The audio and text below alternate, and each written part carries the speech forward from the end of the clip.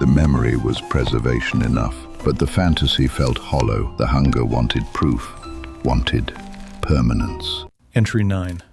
Stephen Hicks, Summer 1978. Foreword. My name is Jeffrey. These are my records. Never meant for eyes beyond my own. Never intended for the light that now falls across them in the dusty corner of Grimwick's forbidden archive. You hold them now, and the pages smell like old paper and something else. Something metallic. Something that won't wash away no matter how many years pass. This entry is different from the others you might find here. This one documents the moment when the line between thought and action dissolved entirely. When the fantasies that had lived in my head for so long finally found a body. A real body. Warm, breathing, trusting. His name was Stephen. I didn't plan to write his name down. Names make things permanent in ways bodies don't. But here it is anyway, ink on paper, preserved like everything else I tried to preserve that summer. The heat that year was unbearable. Not the kind you escape at a lake or endure with a cold beer. It was the kind that made the air itself feel alive, watching, waiting. The kind that told me, tonight something will happen, and you won't be able to put it back. I was right. So read this if you want. But understand, you're not reading about a monster. You're reading about the moment I stopped pretending I wasn't one. Chapter 1. The Weight of Summer. June 18th, 1978. The heat came early that summer. Not gradually, the way Ohio summers usually build. Slow mornings turning sticky by noon, mosquitoes at dusk. No. This heat arrived overnight, like a fever, and it didn't break. It hung over Bath like something physical, pressing down on the fields, the roads, the house. The house. Empty now. Dad moved out, Mom gone wherever she went after the divorce. Somewhere that wasn't here, somewhere that didn't have me in it. I had the place to myself. 3 bedrooms, kitchen that smelled like old grease, basement that stayed cool even when upstairs was an oven. I graduated high school weeks ago. Most people my age were planning college, jobs, futures. I planned routes. I drove the back roads between Bath and Akron every night that week. Not going anywhere, just driving. Medina Line Road, Everett Road, Route 18 stretching west into nothing. The roads were empty after dark. No streetlights, no houses close enough to matter. Just asphalt and cornfields and the occasional hitchhiker standing at the shoulder with a thumb out, trusting the next car would be safe. They were always wrong about that. I kept the flask between the seats. Cheap whiskey that burned clean. I told myself it helped me think clearly. Maybe it did.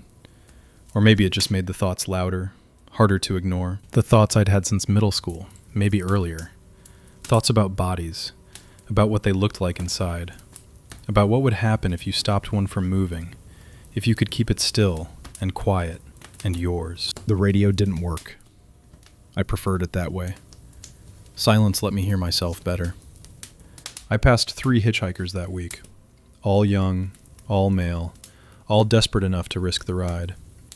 I slowed each time, studied them in the headlights, the way they stood, the size of their packs, whether they looked back at the road behind them or just stared forward, hopeful. I didn't stop. Not yet. I was still rehearsing, testing, mapping the variables. But I knew it wouldn't last. The heat pressed down harder every day, and the thoughts pressed with it. Something was going to break. In a city that never sleeps, where every light hides a story, and every night whispers, "What if?" One man turns the impossible into your next experience. Mitchie Sander, the name behind Vegas's most exclusive nights. Private villas, secret shows, tables no one else can book. From the Strip to the sky, your access begins here. You don't wait in lines. You walk through velvet ropes. Because in Mitchie's world, the world waits for you. Discover the art of living at MitchieSander.com. Vegas, done the way it was meant to be. Chapter 2. The Boy on the Road. June 18th, 1978. Late afternoon. I saw him just after 5 o'clock. Shirtless, walking along the shoulder of Bath Road near the intersection with Ira. Not hitchhiking yet, just walking, thumb not quite extended, like he was deciding whether to commit to it. I passed him first. My hands tightened on the wheel. I checked the rear view. He didn't look back. He just kept walking, slow, like the heat had drained all urgency from him. I should have kept driving. I circled back, pulled a U-turn at the Sunoco station half a mile down, engine rattling when I idled. I told myself I was just going to look again, just observe, data collection. That's all it was. When I pulled up beside him, he turned, grinned, the kind of grin that said, finally. Like he'd been waiting for someone kind to stop. He jogged to the passenger side, opened the door without hesitation, threw a denim backpack onto the floor, light, almost empty. He slid into the seat, still grinning, and the smell hit me immediately.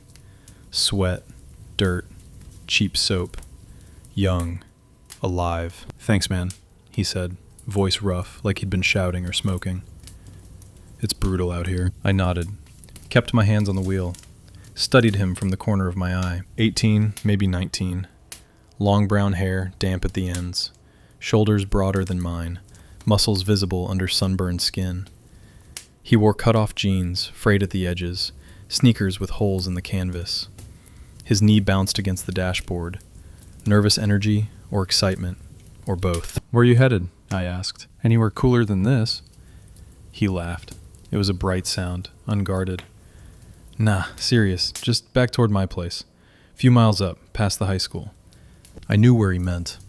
Far enough that no one would see us on the drive. Close enough that he'd trust me the whole way. I'm Jeff, I said. Steven. He stuck out his hand. I shook it. His grip was firm, confident. The kind of handshake they teach you in Boy Scouts. The kind that said, I'm a good person. You're a good person. Everything's fine. He started talking immediately. About the heat, about a concert he'd been to in Cleveland, about how his car broke down last week and he hadn't fixed it yet. The words poured out like he'd been storing them up, waiting for an audience. I didn't respond much. I let him fill the silence. Let him think I was listening. I was listening, but not to the words. I was listening to the rhythm of his breath, the way his voice cracked when he laughed, the small, wet sound when he licked his lips. He was perfect. Chapter 3. The Offer. June 18th, 1978. Evening. We drove for 15 minutes. He talked the entire time. I learned he'd just graduated too. Different school, same year. He had vague plans, maybe trade school, maybe the military, maybe nothing. He talked about freedom like it was a place you could drive to if you just picked the right road. His knee kept bouncing. I watched it in my peripheral vision. The rhythm hypnotic, irritating. Too much energy. Too much life spilling out of him with nowhere to go. He asked if I had any music. I said no. He said that was cool, that sometimes the quiet was better anyway. He was lying. People like him couldn't stand quiet. They filled it with noise because silence made them remember they were alone. I reached for the flask, unscrewed the cap, took a sip. He glanced at it, but didn't say anything. Didn't judge. That was good. It meant he wouldn't judge other things either. You thirsty? I asked. He hesitated, then nodded. Yeah, actually. Thanks. I handed it to him. He took a swig, grimaced, handed it back. Strong. Helps with the heat. Does it? I didn't answer. I was thinking. The turnoff to my house was coming up. 3 miles. If I drove past it, this ended. He'd get out at his place, walk inside, disappear into whatever life he had. I'd drive home, alone. The thoughts would stay thoughts, but if I didn't drive past it... Hey, I said, voice steady. You want to stop at my place for a bit? It's close. I've got more beer. AC works better than this. I gestured at the car's busted vents. He looked at me.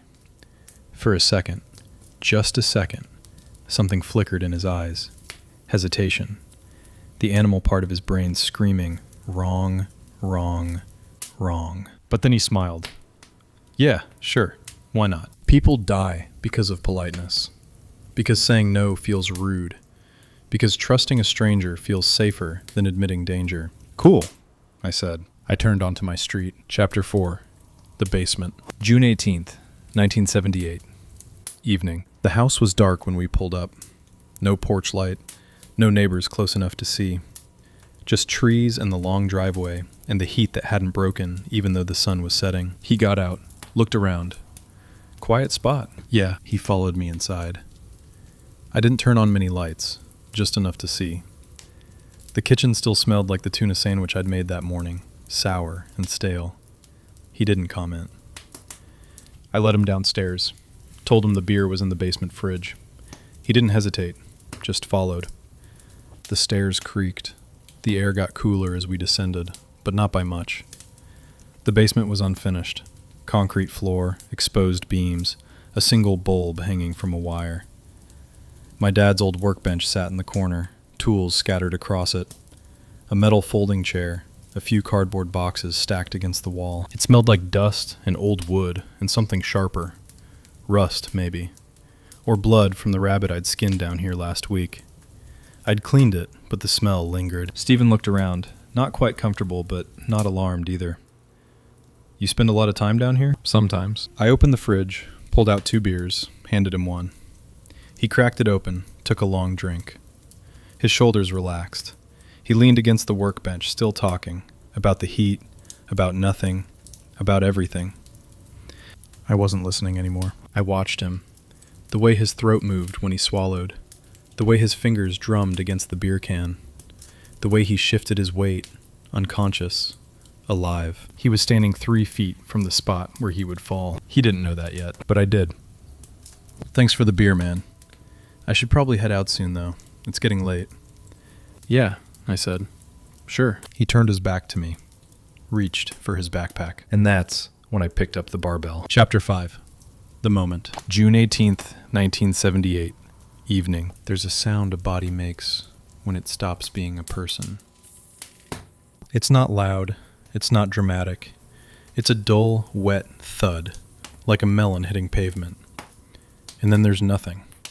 No scream, no gasp, just gravity. Stephen went down without a word. The barbell slipped from my hands, hit the concrete with a clang that echoed too loud in the small space. I stood there, breathing hard, staring at him. He was face down. His hair fanned out across the floor, dark and damp. One arm twisted beneath him, the other stretched out like he was reaching for something. His back rose and fell, still breathing, still alive. I should have felt panic. Should have felt horror, regret, something human. But I didn't. I felt calm, focused, like I'd finally done something I was supposed to do all along. I knelt beside him, rolled him onto his back. His eyes were half open, unfocused. Blood trickled from his temple, slow, almost lazy. He tried to speak, lips moving, no sound. I wrapped my hands around his throat. His eyes widened, focused on me. For the first time, he saw me. Really saw me. Not the mask, not the polite guy who gave him a ride. He saw what I was, and I saw him see it. That was the moment I'd been waiting for. The moment when the fantasy became real. When the images in my head, years of them, endless loops of them, finally had a body to match. He struggled. Not much. Not enough. His hands clawed at mine, weak, fading. His mouth opened and closed like a fish drowning in air. I didn't let go. I watched his face. Watched the light go out of his eyes, piece by piece, until there was nothing left but emptiness. Watched him stop being Stephen and start being a thing. A specimen. Mine. When he stopped moving, I kept holding on, just to be sure. Just to feel the stillness settle into him completely. Then I let go. My hands were shaking.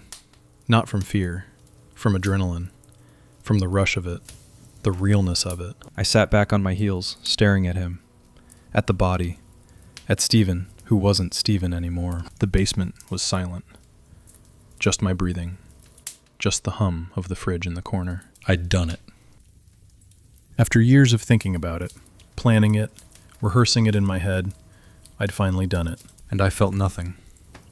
No guilt, no horror, just relief. Like I'd been holding my breath for 18 years, and I'd finally exhaled. Chapter 6. The Arithmetic of disposal. June 19th, 1978. Early morning. The body stayed in the basement for hours. I sat upstairs in the kitchen, drinking coffee, listening to the silence. I should have been panicking.